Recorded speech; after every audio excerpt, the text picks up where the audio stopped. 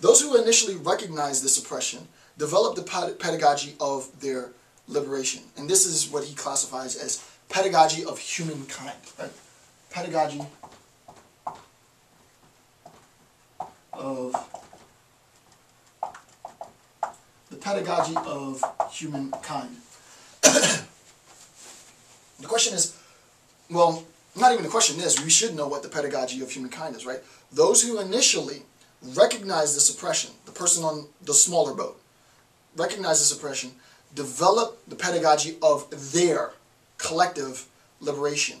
I recognize that I'm in a position now where I'll always, in a sense, be battling oppression, but I'm in a better state of affairs, and now it's my responsibility, since I have this awakening, since I've had this enlightenment, to instill and create enlightenment for all of those who are still submerged, right?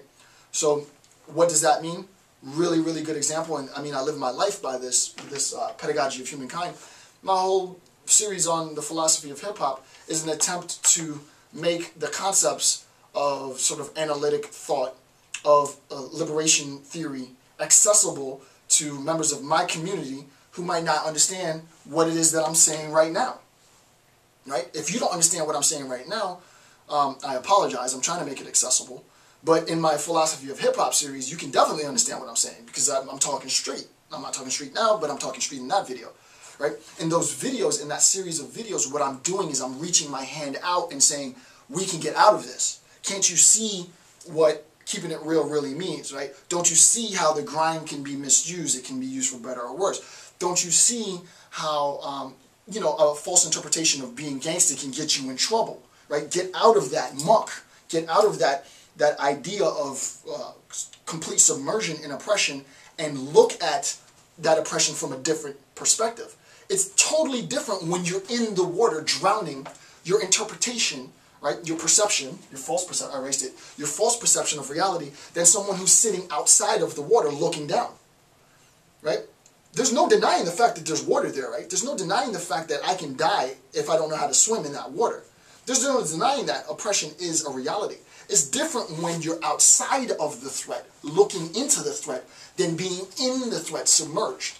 And as a responsible, educated, moral human being, it is my responsibility, right? It's my responsibility it is my responsibility as an educator to do just this, right? The education of human beings, period, humankind. Me personally, there's lots and lots of things that can be said about this with respect to Freire. It's way too early into the discussion to get into it, but as we progress throughout the discussion, you'll see all the beautiful implications that unfold as a consequence of Freire's sort of mandate for this obligation. A direct quote from Freire with respect to dialectical thought: the oppressed must be their own example in the struggle for redemption, right? The oppressed must be their own example. We, the oppressed, right, must be our own, at this particular sort of initial stage, must be our own example in the struggle for redemption. When I'm doing a lecture, when I'm doing these lectures on YouTube, these lectures are specifically intended, the reason why I'm doing this is that it's specifically intended, one, for graduate students primarily. I mean, I guess undergrads can watch this as well, but graduate students and undergraduate students to supplement their education, one, right? Two, I don't think you should have to pay for it, so it's free. It's on YouTube. You can do with it as you please. I don't really care. But also, there's a group of people that watch these videos that don't have the financial means or the time to go to school, right? So why take a philosophy class if you want to be a business person, right? That's the question. Why do I have to do my associate's degrees and all the other preliminary stuff in order to, if my goal is being a business person? Well, the answer is because you need to have a well-rounded education. If that's what's keeping you out of school, then you can watch this for free and still have a well-rounded education. Education shouldn't be something of the elite. I shouldn't be there knowing that there are other people who want desperately to have the knowledge that I have in my head. Not that I'm better or smarter than anybody else. I'm not. I do happen to have a lot of crap in my head, though. But, and not share it, right? The whole point is to share it. If I have it, share it. What's mine is yours. And then hopefully it's reciprocated. This idea of the oppressed must be their own example in the struggle for their redemption. I'm going to talk in the next series that I'll do. I might do it later this week. I'm not really sure. I got a lot of stuff I got to do, but I might do it later this week on haters, right? Because this is where the black community just fails. The idea of haters in hip-hop, everybody know what a hater is. But when I give you an explanation of haters, you'll see how the hater sort of disengages in this conversation, right? What Freire is saying at this point is that we, the oppressed group, as in the example of the liberation and the rights that were won for the ADA in that legislation, was a result of the members of that community, right? Persons with disabilities demanding certain rights, It's through that demand, it's through that insistence that they got those rights. It's not going to be a war that the oppressor is going to fight. It has to be a war that the oppressed group is going to fight, and that's what Freire is saying. With respect now to the pedagogy proper, right? And by pedagogy, all we mean is sort of formal instruction, right? So the pedagogy, right? With respect to the pedagogy proper, there must be a recognition of the following points, right? If we're going to talk about the pedagogy proper, this instructional, educational, sort of epistemological, this means of knowing, of learning, of becoming in a Platonic sense, right? Of becoming this better person. The pedagogy, there must be a recognition of the following points. First, this begins with false generosity and paternalism, right? And what is this, right? What is the oppressed person, what is he, what is she attempting to do? We need to recognize, right? We need to recognize that when we give, we being, or the gift, right? And this is the oppressor. And let's just keep it real, right? We're talking about money, right? Well, it doesn't have to be money, but I'm gonna conceptualize it within the sense of money. When the oppressor gives, right? What's the first bullet point? Begins with the false generosity and paternalism as rationalized guilt. The oppressor, according to Freire, gives because of the guilt that the oppressor feels for oppressing those who are less fortunate than he or she is, right? So I give because of this guilt. I have a profound sense of guilt. And because of that guilt, I give. But I give specifically, and the next point says, results in the objectification of the oppressed to further warrant false generosity. And what I have in paraphrase is, look how poor they are, right? Look how poor they are. The oppressor gives, right? And who are they giving to? They're giving to the oppressed. But the reason, the motivation for this gift is rationalized, right? The justification for this gift is rationalized guilt. I feel guilty. I'm trying to rationalize my guilt away. So what I do is I give. You're a recipient of my gift.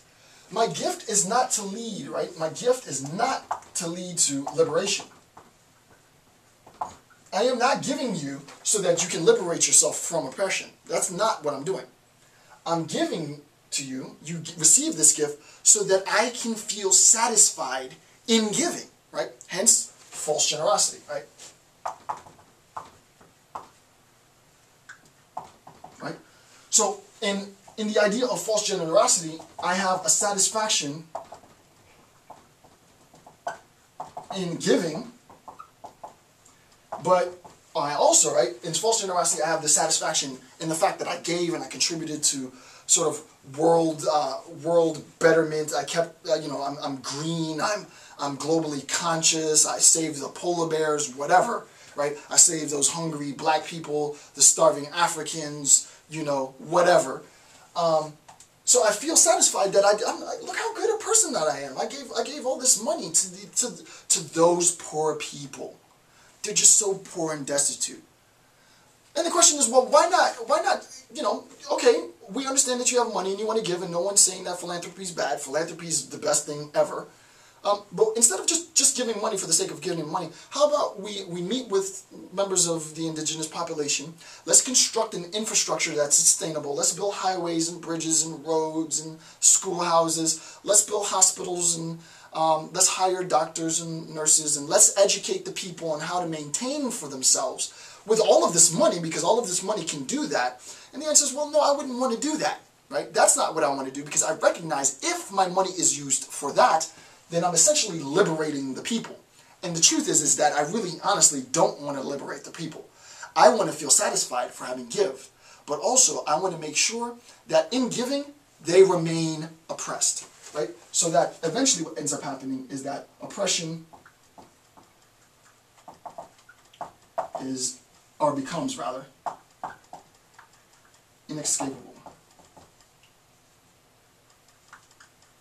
Right? I give because I want to continue oppressing the group. Right? I want to continue oppressing the group. Okay. Number 3. False charity becomes a means of dehumanization, right? This is a means of dehumanizing the individual, right? The question is, well, how is it a means of dehumanizing? And here's a perfect example. I'm going to be facetious in this example because I have to be facetious in order for the example to be clear and vivid.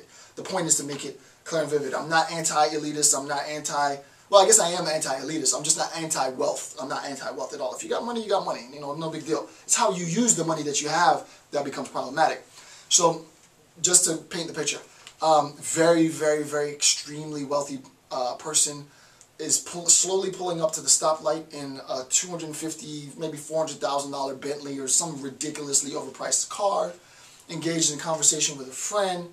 There's a homeless person at the side of the road begging for food, and I say, look at, he's so dirty, he's terrible. I'm sure he smells bad, and maybe I laugh quietly to my friend, and the friend says, well, just give him a little something, right? And I fish through the $100 bills. Obviously, I'm being facetious, right? You fish through the $100 bills, you find that $1 bill, and you just roll the window down just enough to get the window, just to get the dollar bill through, but I don't really want to touch him. So I push the dollar bill out and I give him, and I'm like, okay, there you go, I've done. Oh, wow, that was great. I hope he doesn't spend it on crack. I don't know. I imagine Chappelle would have a joke about that, right? But you get the idea, right? And of course, people aren't that. People are that mean, but it's not all people are like that. But that's the idea, right? I have to sort of characterize it, but you get the idea, right? It's like, well, I don't really want to do it. I don't really want to help this person. I don't want to really, maybe stop at the store and buy the person a blanket so that they can sleep and provide for themselves during the winter, or try and get this person employment, or take them down to, because that requires too much of my time. That's too much obligation. That's your problem. That's not my problem, right? That's your problem. And in fairness, and Freire would agree with that point, is that you're right. It really isn't my problem. It's the homeless person's problem. It's my problem. That's why liberation starts from within the oppressed class, right? Because the oppressor doesn't really have to fight that battle. The fact that you can't eat is not really, technically speaking, my problem. It's your problem. You need to take care of that. And when you recognize that, no, wow, yeah, I need to take care of that. We, my people, need to take care of that. Then you have a recognition, and that's the first step towards that liberation, is that we can't put the onus of change on other people. We have to accept the onus of change within our own community. It's not for anybody else to make our community better. It's for us to make our community better, whoever you're a representative community of. Impoverished people, black people, white people, Hispanic people, disabled people, poor people, whatever. All right.